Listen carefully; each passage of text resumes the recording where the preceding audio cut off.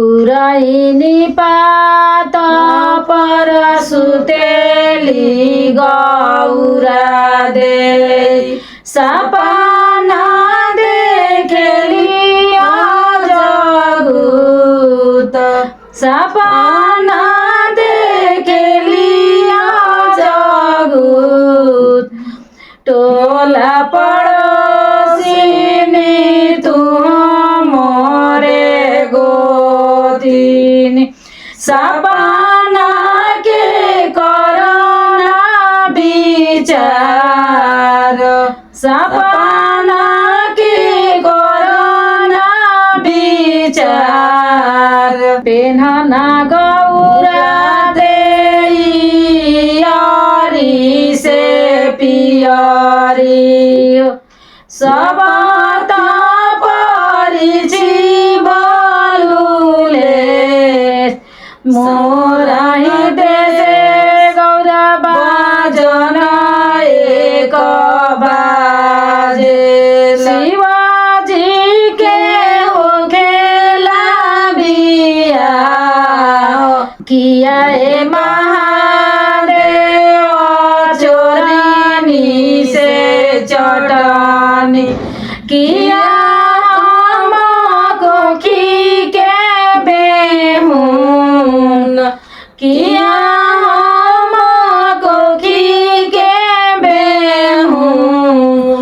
नहीं है गौरा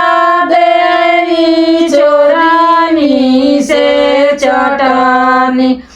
नहीं तू कोखी के बेहून बगिया में निकाल गौरा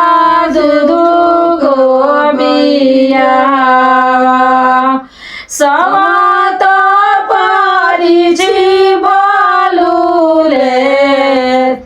सवत परिछि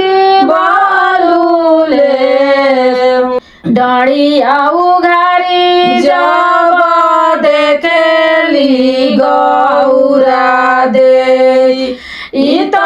हई बहिनी हमार ई त हई बहिनी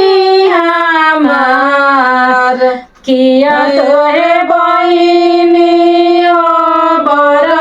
नाही मिलले मोरा पीठी धरेलु आंगार मोरा पीठी धरेलु आंगार मगिया के जया बहिनी जुड़े रे हमार कोखिया के रही बेहून कोखिया के रही बेहून सारी पैसी बहिनी गोबर करिया रसोइया के उबार रसोइया के उबार हमारे लइकावा खेलैया मोरे बहिनी हो शिवाजी के से जे जानी जा शिवाजी